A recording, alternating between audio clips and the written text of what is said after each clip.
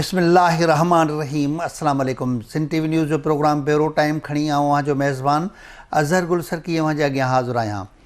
हिन वक़्तु ही प्रोग्राम जेको असां करे रहिया आहियूं उहो ख़ुराक मुतलक़ आहे। ख़ासि तौर ते हर हंधि हो त सॼे सिंध अंदरि अहिड़े क़िस्म जी सूरताल मौजूदु आहे। पर जेकबाबाद खे हिन वक़्तु असां फोकस करे रहिया आहियूं। जेकबाबाद शहर तोड़ी सॼे ज़िले अंदरि जेका ख़ुराक वारी में मिलावट वारी सूरताल आहे उहा इंतिहाई हिकिड़ी गणती जोगी थी वई आहे। उनजे जेके ज़िम्मेवार आहिनि, जेको ख़ुराक खाते जूं विजिलेंस टीमूं हूंदियूं आहिनि, उहे मुख़्तलिफ़ हंधनि ते अची उहे खाधे पीते जी शयुनि खे चेक करे उन मुतलिक़ उन्हनि खे पनिश कंदा आहिनि या उन मुतलिक़ पंहिंजा फ़ैसिला ॿुधाईंदा आहिनि। पर उहे ख़ासि तौर उहे मुतहरिक नज़र नथियूं अचनि। हिन महिल जेकबाबाद में जेको सभ खां वॾो इशू नज़र आयो आहे उहो केमिकल मिलियल खीर जेको ठाहियो थो वञे, जंहिंमें केमिकल मिलाए करे तमामु वॾी घणी तादाद में खीर ठाहे करे उहो न सिर्फ़ु होटल्स ते उन में चांहि पचाई थी वञे, पर आम जेके घरनि में खीर वञे थो उहो बि साॻियो केमिकल मिलियल वञे थो, जंहिंजे करे इंसान जी सिहत जे लाइ अहिड़े क़िस्म जो अमल हानिकार साबित थिए थो। ऐं उनखां अलावा ही सॼो माशरती बदउनवानी जेका आहे उहा बि साबित थिए थी। उन हवाले सां जेका ख़ुराक खाते जी लाड़काने डिवीज़न मां जेकी टीमूं ईंदियूं आहिनि उन्हनि जी ज़िमेदारी हुजे थी त इहे मुख़्तलिफ़ शयुनि खे चेक करे उहे मुख़्तलिफ़ बेकरीज़ ते वेंदा आहिनि, होटल्स ते वेंदा आहिनि, जिते जिते बि खाधे पीते जूं शयूं विकिरो थींदियूं आहिनि, जिते मिल्क शॉप आहिनि, उहे खीर विकिरो कंदड़ उहे माण्हू आहिनि, उन्हनि वटि उहे वेंदा आहिनि त उन्हनि खे जीअं चेक करे उन्हनि मुतलिक़ उन में मिलावट खे ज़ाहिर करे ऐं उन्हनि खे उहो पनिश कयो वञे। लाॻीतो इहा सूरताल जारी आहे। माण्हुनि खे उहो केमिकल मिलियल खीर पीआरे उनजी सिहत खे तबाह कयो पियो वञे। हिते अॻ में ई असांजो जेकबाबाद ज़िलो जेको आहे हेपाटाइटिस बी ऐं सी वारे जेके कामिड़ जी वबा आहे उन में वरितलु आहे। हर टियों माण्हू असां वटि इन मर्ज़ में मुब्तला आहे। वेतर जेकॾहिं अहिड़ी सूरताल फैलिजे थी त माण्हू तमामु घणो परेशान थींदो, छो जो हाणे बलोचिस्तान सां कनेक्टेड आहे। उतां बि खोड़ सारियूं डिज़ीज़ ईंदियूं आहिनि। असां वटि उड़ी जी वबा फैलिजे थी, उनजे लाइ माण्हू परेशान हुजनि था। पर जॾहिं खाधे पीते में मिलावट वारी सूरताल, हाणे खीर हिकु अहिड़ी शइ आहे जेका हर घर जी ज़रूरत आहे, जेको हर घर जो हर फ़र्दु उहो खीर इस्तेमालु करे थो। उन मतिलबु जेकबाबाद जी ज़िले इंतिज़ामिया ऐं उहा ख़ुराक खाते जी टीमुनि मुख़्तसिर हिकिड़ो स्टेप वरितो त हुयो। उहो हिकु ॿिनि जायुनि ते उन्हनि उहे छापा हणी करे उहो मिलावट वारो जेको खीर आहे उनखे पकड़ियो बि सही, उन्हनि ते ॾंड बि विधा।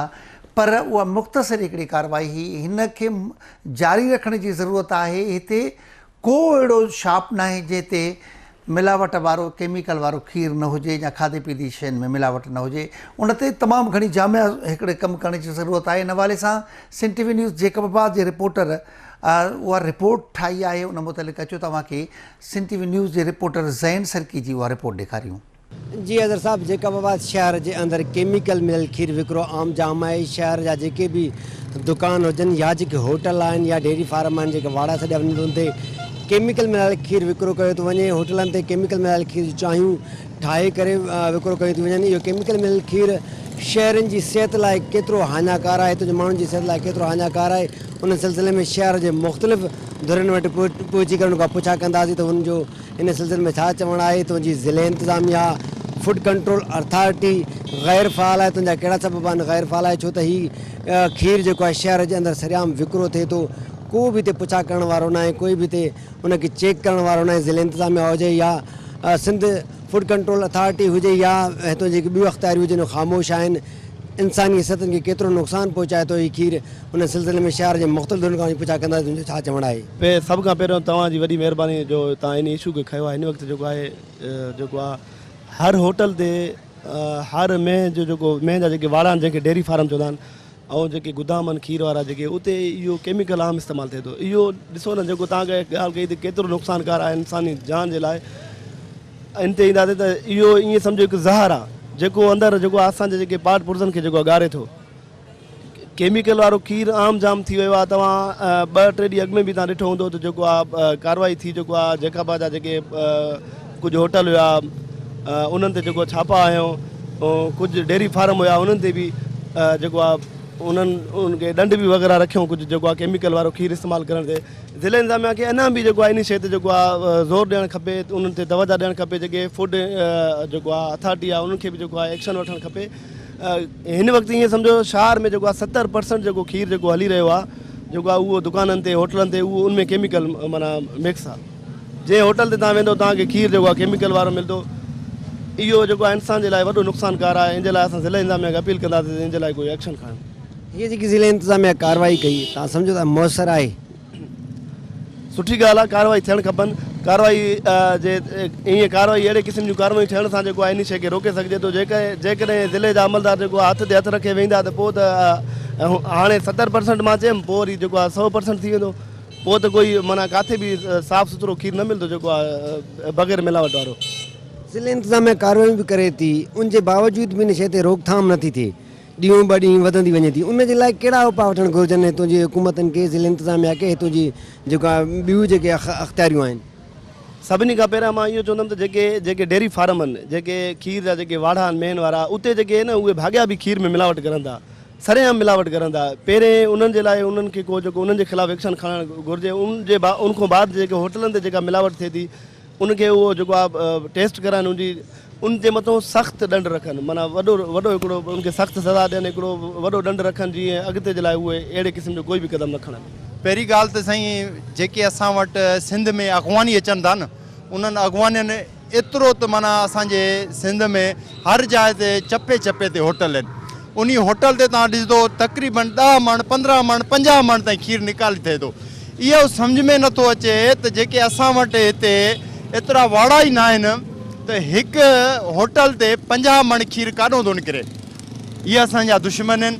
हर वक़्तु इन्हनि असां सां माना ईअं सम्झ माटेली मां वारो सुलूक शुरू करे ॾिनो आहे। असां ज़िले इंतिज़ामिया खे इहो चवंदासीं, साईं तव्हां कार्रवाई कयो था, बिल्कुलु असां मञूं था, तव्हां कार्रवाई कयो था। कार्रवाई इहो त मक़सदु न आहे तव्हां ॾंड हणी करे तव्हां साईं उन्हनि माण्हुनि खे त ॾिसो, उन्हनि खे सील कयो, उन्हनि जा गोदाम सील कयो, उन्हनि जा जेके होटल आहिनि तव्हां उहे सील कयो। इहो त न आहे बसि तव्हां 20,000 25,000 30,000 तव्हां जेको आहे उन्हनि जे मथां जुर्मानो रखी करे वरी सुभाणे ते वरी उहो पंहिंजो धंधो चालू कंदो। जेको 20,000 भरंदो उहो तव्हां छा था सम्झो उहो चुप करे वेंदो। उहो 20,000 जी जाइ ते 40,000 पंहिंजे अञा वधीक केमिकल विझी करे खीर होटलनि ते हलाईंदो। असांजा सिंधी माण्हू हिकु त तमामु ग़रीब आहिनि, उन्हनि खे ॿियो को कमकार ई न आहे, बेरोज़गारी घणी आहे। असांजा सिंधी माण्हू जहिड़ी टाइम तव्हां ॾिसो हर होटल ते होटल भरिया पिया हूंदा आहिनि। चांहि जे अधु कोप जे लाइ असांजा सिंधी माण्हू ते वेठा हूंदा आहिनि। हाणे साईं 50 रुपए चांहि मिले थी, 50 रुपए अधु कप जेको आहे न 25 रुपया, 25 रुपए में उहो केमिकल वारो खीर पींदा त उहो बचंदा या मरदा? वॾो ज़हर मिलाइनि था साईं। असां सिंधी माण्हुनि सां ॾाढो ज़ुल्म आहे। ज़िले इंतिज़ामिया खे चवंदासीं साईं तव्हां जेको आहे न इहो जुर्मानो रखो था, जुर्मानो सिर्फ़ु इन जो हल न आहे। तव्हां इन शइ खे सील कयो ऐं दोबारा अहिड़ा माण्हू इहो क़दम न खणंदा। हिते ज़िले इंतिज़ामिया कार्रवाई करे थी वक़्तनि या कंहिं अरसे खां बाद, उहा कार्रवाई मुयसर छो न हुजे थी? उन कार्रवाई करण खां पोइ बि माना होटल खुलियल आहिनि, उनखे मुयसर करण लाइ ज़िले इंतिज़ामिया खे अञा कहिड़ा क़दम खणणा पवंदा? साईं मां तव्हांजी ॻाल्हि करे वियुमि न त जेके ज़िले इंतिज़ामिया कार्रवाई करे थी, कार्रवाई करे उनजे मथां जुर्मानो रखे थो। असां त इहो चवंदासीं ज़िले इंतिज़ामिया बि उन सां मिली भगत में गॾु आहे। ज़िले इंतिज़ामिया मिली भगत, तव्हां जॾहिं हिकिड़ी शइ तव्हांखे ख़बर आहे ज़हर था ॾियनि, ज़हर जे बावजूद बि तव्हां उन ते जुर्मानो रखो था। उनखे तव्हां डायरेक्ट तव्हां सज़ा ॾियो, बंदि करायो, होटल सील कयो, उहो दुकाना सील कयो। हे साईं ज़ुल्म आहे। असां ज़िले इंतिज़ामिया बि जेको आहे न उहा शइ नथी करे। ज़िले इंतिज़ामिया पंहिंजा घर भरे थी साईं। खां पहिरियों त मां इहो अर्ज़ु कंदो हलां त केमिकल जो मक़सदु छा आहे? जिस्मानी बीमारियूं। ऐं जेका बात ख़ासि करे असां वटि दोस्त असांजा आया आहिनि, पोइ चवनि था त असां पाकिस्तानी न आहियूं, पठान बिरादरी ख़ासि करे त इन्हनि अची होटलनि तक़रीबन मां 1.5 लख रुपए में उन्हनि होटल ख़रीद कया आहिनि। हुते सिर्फ़ु केमिकल ई हले थो पियो। ऐं उहा असां हैरान परेशान त हिननि ॿिनि दुकाननि ते त होटलनि ते त खीरनि जा कैननि जा कैन था अचनि। सो हिन दुकान ते कॾहिं ॾिठो न। लिहाज़ा असां इहे हुकूमत पाकिस्तान खां प्लस जेका बि आहे DC खे अर्ज़ु कंदासूं त इहा केमिकल्स वारी जेको खीर था हिते हलनि, इहा असांजे लाइ ईअं सम्झ त ज़हर आहे। सो महिरबानी करे इहा असां इंतिज़ामिया खे अर्ज़ु कंदासूं त इन खे जल्द अज़ जल्द नोटिस वठे ऐं इन्हनि होटलनि खे बंदि कयो जेको जो खीर केमिकल वारा हलाइनि था पिया।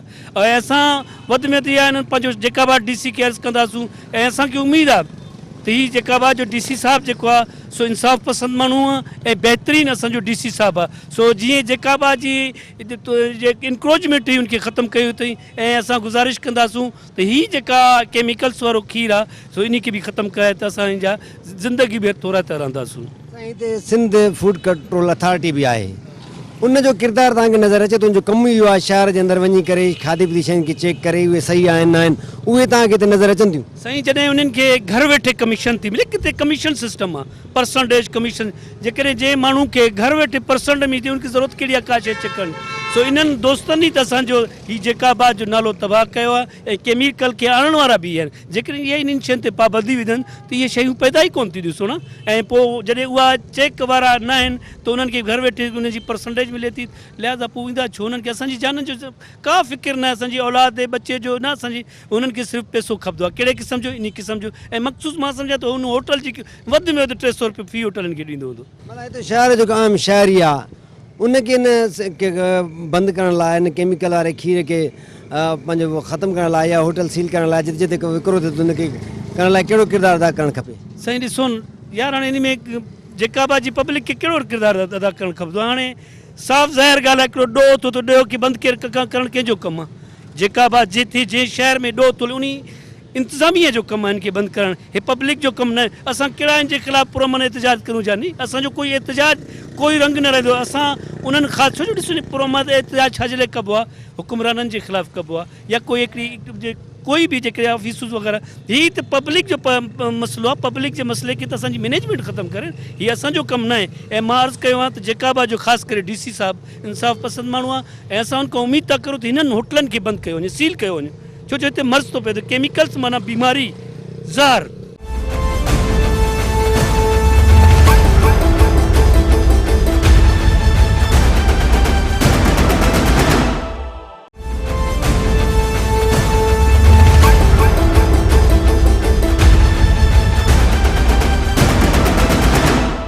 तव्हां ॾिसो जेकाबा जे अंदरि जेके बि होटल जेके खुलिया आहिनि ख़ासि करे अॻवानी पठाणनि जा, उन्हनि में तव्हां ॾिसो त 10 किलो खीर बि उन्हनि खे न ॾींदा आहिनि। को बि असां हिकु ॾींहुं असां पाण सर्च कयोसीं होटल जेके हिकिड़े दोस्त खे विहाए छॾियोसीं, तव्हां हिते वियो ॾिसो त 24 कलाकनि जे अंदरि त कहिड़ो खीर वारो 12 कलाक हिकिड़ो दोस्त वेठो, 12 कलाक ॿियो वेठो, त माना खीर वारो आहे ई कोन, हे सिर्फ़ु पाउडर वारो खीर आहे। ऐं काफ़ी माण्हू जेके गुर्दनि जा पेशेंट जेके आहिनि, हार्ट जा पेशेंट थियनि था, जेके अॼुकल्ह असां वटि अलाए केतिरियूं पेट जूं जेके बीमारियूं थियनि थियूं, उन्हनि जो जेको वाहिद हल आहे इहो जेको पाउडर वारो खीर आहे जेको असांखे ॾिनो वञे थो।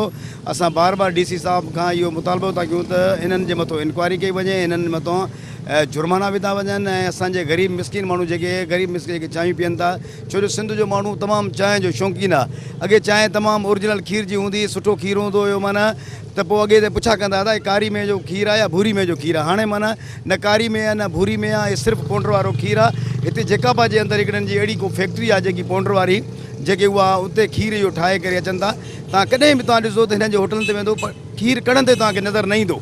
काफ़ी जेके हिकु अधु ॿ होटल आहिनि, जीअं सैफला जो होटल आहे या अरबाब बबड़े जो होटल आहे, उहो तव्हां ॾिसो त उते खीर कढे थो। बाक़ी जेके बि वॾा होटल आहिनि उन्हनि में खीर कढ़ंदे तव्हांखे नज़र न ईंदा।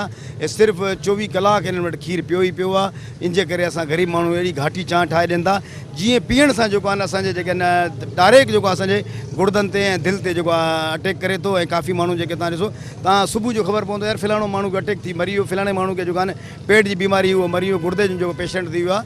असां इहो ई मुतालबो कयूं था DC जेकाबाद खां ऐं ख़ासि करे चूंडियल नुमाइंदनि खां ऐं तव्हांजे जेके बि एडमिनिस्ट्रेटर, ख़ासि करे जेके बि एडमिनिस्ट्रेटरनि खां इहो मुतालबो कयूं था त अहिड़ा जेके नाक़िस होटल जेके हली रहिया आहिनि उन्हनि जे मथां पाबंदी लॻाई वञे ऐं उहे 50-50 हज़ार लख जे करे उहो मसवाड़ ॾियनि था। त इहो काथो आणनि था? इहो सिर्फ़ु इहो ई चकर आहे, खीर पाउडर वारो खीर आहे। इन जे करे महिरबानी करे इन्हनि माण्हुनि जे मथां पाबंदी हणी करे असां जेकाबा जी अवाम खे जेको आहे बचायो वञे ऐं बीमारियुनि खां बचायो वञे। ऐं काफ़ी जेके माण्हू असांजा मरी विया आहिनि ऐं उन्हनि जी बि मां चवां थो FIR इन्हनि होटल वारनि जे मथां थियणु खपनि त आईंदा अहिड़ी को बि होटल वारो जेको आहे इन्हनि खे जेको आहे चांहि अहिड़ी न पचाए ऐं ओरिजिनल खीर जी पचाई वञे। जेकबाबाद उहो ज़िलो आहे जंहिंमें हर 3 माण्हू खे हेपाटाइटिस जी बीमारी आहे। हाणे इहा हेपाटाइटिस जी बीमारी छो आहे? ज़ाहिरी ॻाल्हि आहे, कंटामिनेटेड माण्हू खीर वापराइनि था, पाणी असांजो अहिड़ो आहे। हाणे हीउ जेको खीर हले थो पियो, इन जी सर्विलेंस न आहे गवर्नमेंट जे तरफ़ां, का चेक इन बैलेंस न आहे। जेकॾहिं गवर्नमेंट जे तरफ़ां चेक इन बैलेंस हूंदो त पोइ शायदि इन खीर ते इन ते ॿुधण में त इहो बि अचे पियो त इन खीर में या जेको केमिकल इस्तेमालु थिए थो खीर खे वधीक घाटो करण जे लाइ या चांहि खे वधीक घाटो करण लाइ, त उहो इस्पतालनि में मुर्दा खाननि में इस्तेमालु थींदो आहे। जॾहिं अहिड़े क़िस्म जी नुक़सानदेह शयूं ईंदियूं त पोइ ज़ाहिरी ॻाल्हि आहे इहे मुख़्तलिफ़ बीमारियुनि जो सबबु बणिजंदियूं, जंहिंमें पेट जूं बीमारियूं थींदियूं, जंहिंमें फिफड़नि जूं बीमारियूं थींदियूं, गुर्दनि जूं बीमारियूं थींदियूं, मुख़्तलिफ़ क़िस्मनि जा। तव्हां ॾिसो असां वटि इस्पतालूं जेके आहिनि इन मुख़्तलिफ़ मर्ज़ में भरियल आहिनि। होटलनि ते तव्हां ॾिसंदव रश भरी पई आहे, दुकाननि ते तव्हां वञो इहो ई साॻियो ई खीर हले थो, इन केमिकल वारो। टियों चोथों ॾींहुं जेको गवर्नमेंट हिते तहरुक वरितो आहे उन में तव्हां ॾिठो त 3-3 मण 4-4 मण खीर गवर्नमेंट जॾहिं पाण उते पहुती, या गवर्नमेंट जा नुमाइंदा पहुता, उन्हनि ॾिठो उनमें ग्लूकोमीटर विझी ॾिठो त ग्लूकोमीटर सॼो पाणीअ में उन खीर में अंदरि हलियो वञे पियो, ऐं आख़िर उहो खीर उन्हनि खे ज़ाया करिणो पियो, ऐं उन खीर जेको खीर हुयो सॼे जो सॼो उहो नालियुनि में लोड़णो पियो। पहिरियों आयुमि त थोरो थोरो हलंदो हुयो, 2-3 मण, हाणे त अलहमदिल्ला 20-25-30 मण 40 मण बि निकिरी वेंदो आहे। पर असल में ईअं आहे त गर्मी जी खुटनि जे करे खीर में माल घटि थो ॾे, इन जे करे बि खीर थोरो घटि हाणे शार्टेज थी पई आहे। बाक़ी हाणे माण्हुनि जी भुल आहे त केमिकल हले थो, जेको जिते केमिकल हले थो उहो सभु खे ख़बर आहे। अलहमदिल्ला अगरि केमिकल हुजे त पोइ असां वटि खीर खुटे छो? तव्हां ॾिसो न ॿाहिरि जे जिते केमिकल जो 16 तरीक़ो आहे, तव्हां केमिकल वारो खीर बरकाओ मलाई न कंदो। बिल्कुलु असांजी गारंटी आहे। मां 10 साल मज़दूरी कई आहे, 20 साल मूंखे दुकान ते थी विया आहिनि। उन खां बावजूदि माण्हू खोड़ ओलायो असां इन नदी ते दुकान वटि केमिकल आहे, हे आहे हो आहे। अलहमदिल्ला केमिकल जो 16 तरीक़ो इहो आहे, तव्हां अचानक तव्हांजी टीम अचे विज़िट करे, अगरि असांजी दुकान में केमिकल हुजे, पाउडर हुजे, ऐं अलहमदिल्ला कोई तरह शिकायत खणी अचे बाबा हे केमिकल आहे, त अलहमदिल्ला जेकी सज़ा हूंदी असां भरदासीं। बाक़ी हाणे दुनियादारी जो हर को सड़े थो पियो, असांखे केरु नहीं बदल। बाक़ी अलहमदिल्ला असांजो खीर तव्हांखे विज़िट करिणो आहे, 3 वॻे तव्हां पंहिंजो सरकारी नुमाइंदो विहायो, शाम जो 6 ताईं, त अलहमदिल्ला भाॻनि जी रश लॻल हूंदी। खीर हिकिड़ो ईंदो, ॿियो ईंदो, हिकिड़ो ईंदो, ॿियो ईंदो। अलहमदिल्ला असां कॾहिं पाणी वेंदो आहे, अलाह पाक मशकुरो इहो गुनाह उहो कंदा आहिनि जेको लोड़ींदो। अलहमदिल्ला असांजो इहो रश तव्हां ॾिसो त अलहमदिल्ला इहे बि न खीर मां वापसि था लिया ग्राहक खीर न आहे। बाक़ी हाणे जेको दुनियादारी चए थी त भले शख़्स चए, असां कोई इतराज़ न आहे। तव्हां वटि को केमिकल वग़ैरह कुझु बि न आहे? साईं कॾहिं बि इंशाअल्लाह ताला हेत खणी तव्हां असांखे इंटरव्यू वठो था, तव्हां अचानक कॾहिं छापो हणो। अलहमदिल्ला जॾहिं केमिकल निकिरे तव्हां उन टाइम दुकान सां सील करो, असांखे जेको जुर्मानो पए उहो असां भरे ॾींदासीं। बाक़ी हाणे केमिकल हाणे तव्हां असां कंहिंजे लाइ बदनाम नथा करणु चाहियूं, ख़बर आहे असांखे कहिड़े कहिड़े शहर में कहिड़े कहिड़े दुकान ते जेको आहे केमिकल हले थो पियो। केमिकल न आहे, इहो बि सही पाउडर आहे, केमिकल न जेका बात बि न आहे। असां इहो खीर वारा आहियूं, असां अलाह लॻी हलाईंदासीं।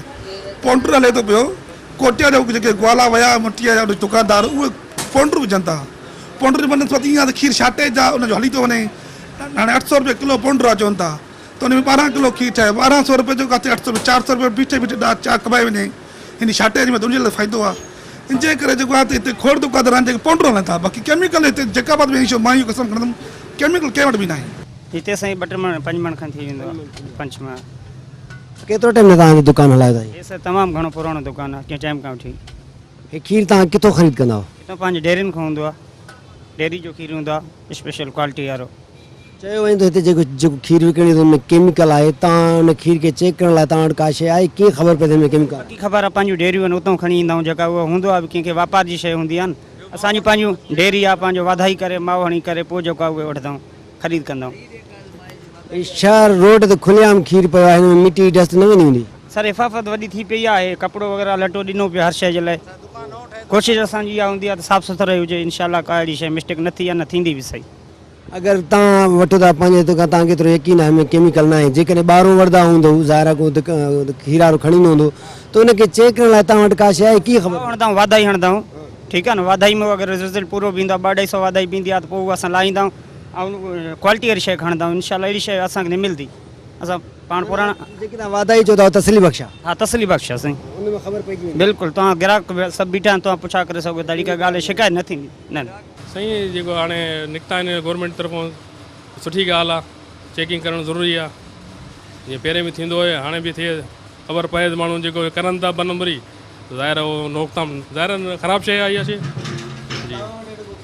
अलहमदिल्ला असां वटि त न आहे इहा शइ अहिड़ी। साईं हाणे खोड़ ज़ाहिर त थिया आहिनि त इहा शइ ज़ाहिर थी आहे, त ज़ाहिर जेके गवर्नमेंट तरफ़ां जेके टेस्ट थी आहे ज़ाहिर आहे त पोइ उनमें ज़ाहिर त गवर्नमेंट जी तरफ़ां निकिता आहिनि न माण्हू डॉक्टर निकिता आहिनि चेक करण जे लाइ न अलहमदुलिल्लाह असां वटि छा असां पुराणा यानी कि जेका असां पाण अबे ॾाॾे को जेका ॾियण वारा हुया उन्हनि खां वठूं था त उन्हनि जे मथां असांखे मुतमइनी आहे कोई इन खां नव माण्हुनि खां जेका ख़बर न पवंदी आहे छा खणी अचनि था असां वटि जेको पुराणा असांजा जेका हलनि था अबे खां वठी ॾाॾे खां वठी त असां वटि उन्हनि कोई खीर वठूं था ठीकु आहे केमिकल वारा खीर त पाण पधिरो थी वेंदा जेको पीअण वारा आहिनि वात ते रखण ताईं ख़बर पइजी वेंदी आहे त भई अॼु 2 नंबर शइ आहे 1 नंबर शइ पाण पधरी हूंदी आहे हा ज़ाहिर आहे वधीक हाणे जेके लेबोरेटरी टेस्ट थियनि था डॉक्टरी निकिता आहिनि वधीक उहो मां ॿुधायां न पेन खे टेस्ट कंदा पीअंदा आहियूं ख़बर पइजी वेंदी आहे हुनमें ज़ाहिर आहे केमिकल वारो ज़ाहिर आहे हुनजो ज़ाइको ई ॿियो पंहिंजो हूंदो आहे न असां मां ॿुधायो न त असां पुराणे जेको पंहिंजो आहे उहो हुननि खां वठूं था भले शइ घटि हुजे लेकिन सही शइ हुजे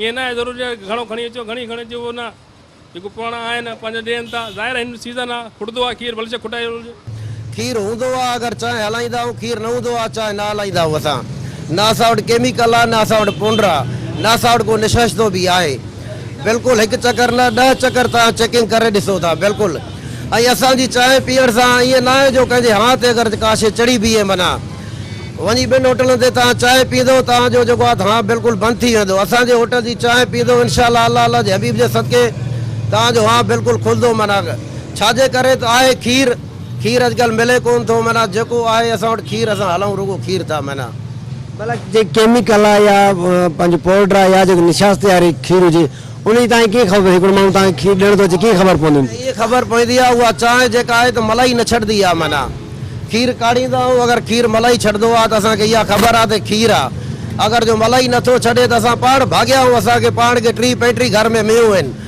असां सां पहिरीं ॻाल्हि आहे त पंहिंजा भाॻिया ई ठगी न कंदा छो त असां पाण तजुर्बेगार आहियूं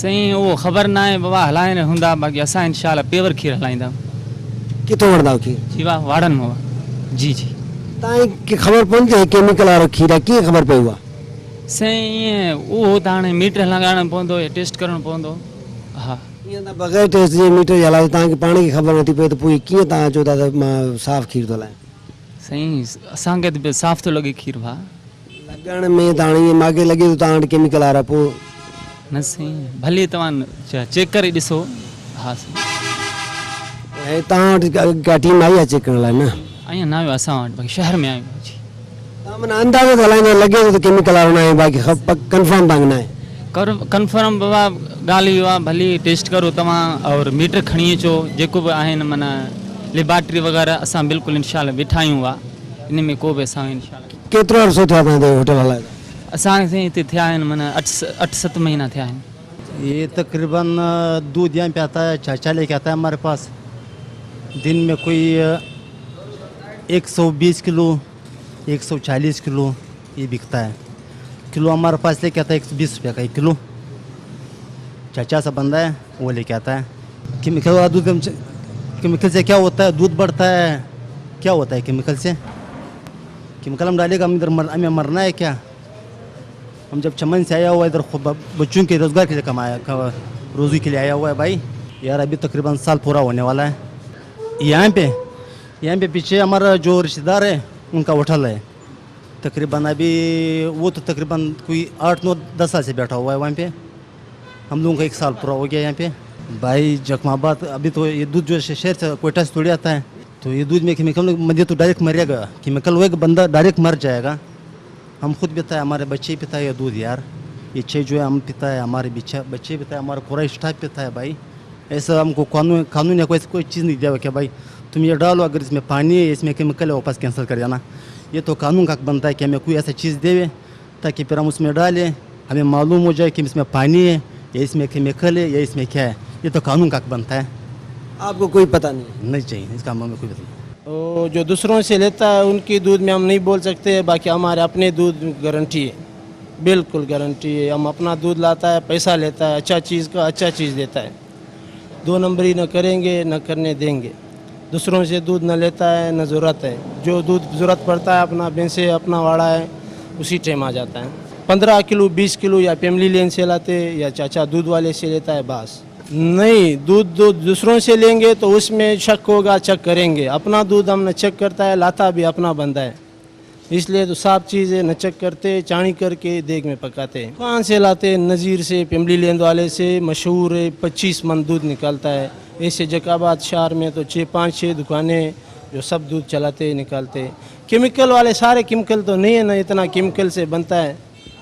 कोई 2 नंबरी करता है, जिसको ज़्यादा ज़रूरत है उसकी पुरत भी नहीं होती है। फिर हमारा शुक्र है चल रहा है। 100 रुपये का भी एक चाय हमारे पास, 60 का भी है, 40 का भी है। मीडिया की तरफ से हमें ये रिपोर्ट्स मिल रही थी, लोग क्राई कर रहे थे कि जैकाबाद में बहुत से लोग दूध में पानी की मिलावट करते हैं और केमिकल मिक्स करते हैं उसकी मिकदार बढ़ाने के लिए।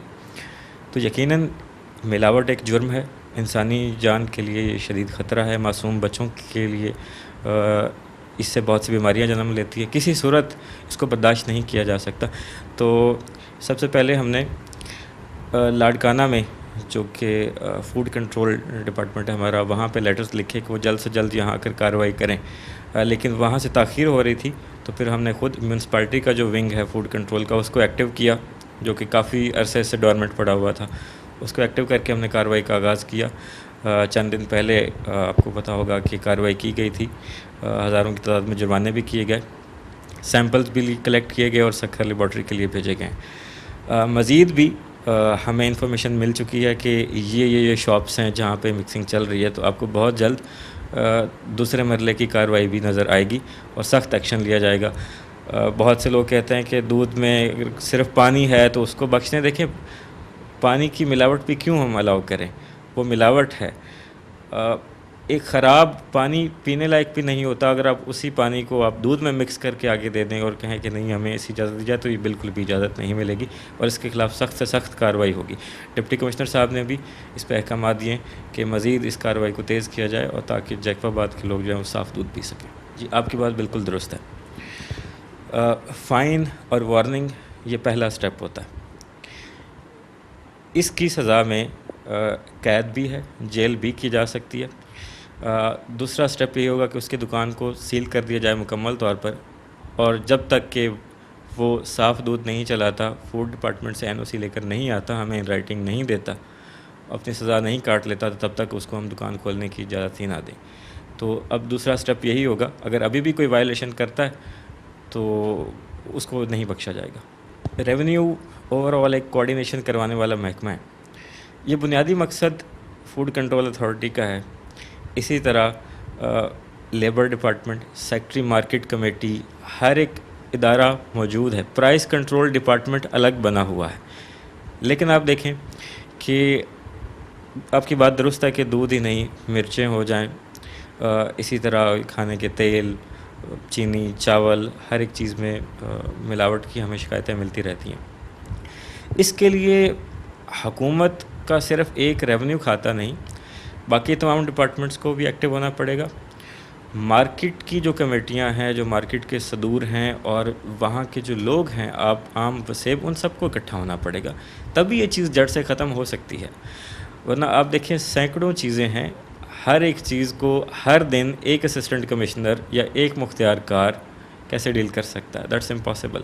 इसके लिए कॉम्प्रीहेंसिव और मुसलसल काम चाहिए जिसमें माशरे के भी इन्वॉल्वमेंट हो और सख्त से सख्त सज़ाएँ देनी पड़ेगी। तमाम डिपार्टमेंट्स के अपने हेड मौजूद हैं। डिप्टी कमिश्नर साहब उनका कोऑर्डिनेशन करवाते हैं। जहाँ पे वो देखें कि काम में कोताही हो रही है, हम उनको पुश करते हैं कि ये चीज़ हमारी लैग बिहाइंड हो रही है, तो यहाँ पे ज़्यादा काम करने की ज़रूरत है।